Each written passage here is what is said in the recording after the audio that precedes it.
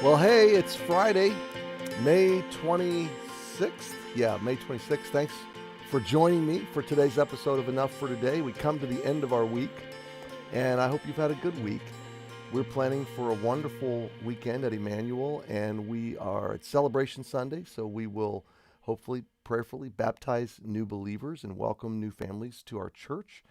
We're beginning John 15 this week. So if you want to prepare your heart, get ready, begin reading John 15. And this is the I am the vine, you're the branches, abide in me. This is, this is going to be a great part of our journey through John. So I'm thankful. I'm loving this study. I hope you are too. It's equipping me, it's blessing me, it's growing me. And I'm so thankful for it. But today we're in Psalm 68, and we're not going to make much progress today. But this is a great section of this psalm. We're coming into the back third of the psalm, or really closing in on the end of the psalm. Trying to find my place here. Sorry.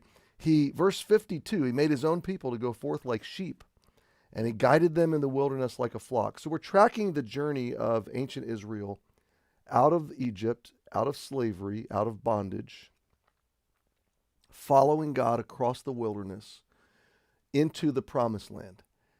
And it is a picture of salvation. It's a picture of redemption. It's a picture of the journey in the pilgrimage that we all take through life, where we are saved out of bondage.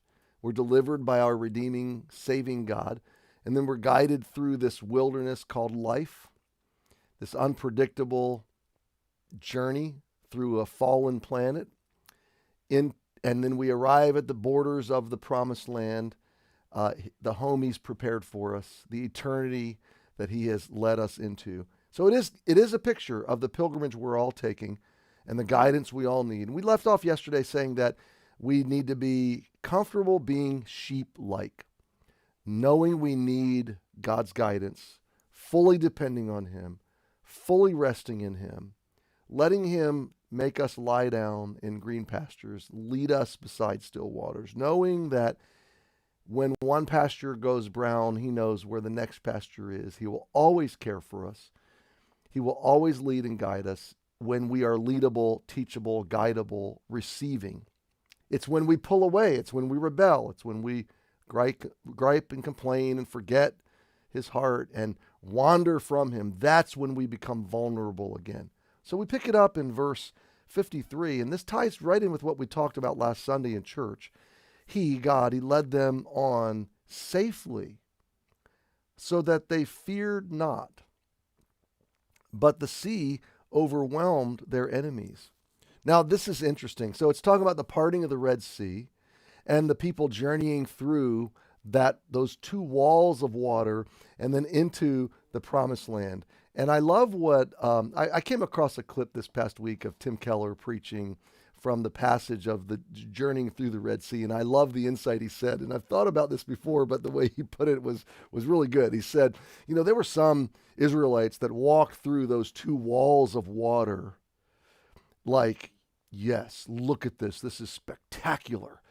Look at what God has done for Israel. His strong arm has parted these waters, and here we are being delivered. And they walked through with confidence and marveling at the wonders of God. But he said, don't you know, there were a whole bunch of those Israelites walking through those two walls of water going, I'm going to die, I'm going to die, I'm going to die, I'm going to die.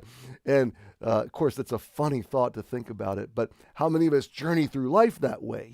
We see God coming through for us, providing for us, but we're like, oh no, we're going to die, we're going to die, we're going to die. And what he said, here's the point that he made, and I leave it with you today. He said, the point is, we're saved not by the strength of our faith. We're saved by the strength of the object of our faith. He said, the fact is, the people were secure and safe, even though their faith might have been weak in the moment. Their faith was in God. And so it's not the strength of our faith that saves us. It's the strength of the object of our faith. Another illustration, I think this is Keller also, and maybe it's Jonathan Edwards. He said, strong faith in a weak object is still terminal. So strong faith, a strong grip on a weak faith, if you're falling in a strong object, is a saving faith. So Jesus is the object of our faith. The strong arm of God is the object of our faith. And the closer we live in fellowship with God, time. So he led them on safely, verse 53, so that they feared not. The more they understood their safety in him, the more they were able to release their fear. And I imagine that those that entered those walls of water, terrified, by about halfway across or 2/3 of the way across, their fear was lessening and their confidence and courage and sense of safety was growing. And then they watched the sea overwhelm the enemies of God. So I'm going to leave it here for today, and I'm just going to remind you that it's not the strength of your faith, it's the object of your faith. And the object of your faith being God himself, Jesus. That's a strong object, and you're in good hands, and he's going to lead you on safely. So fear not, my friends. And happy Friday, and hope to see you Sunday, and if not, we'll see you on Monday.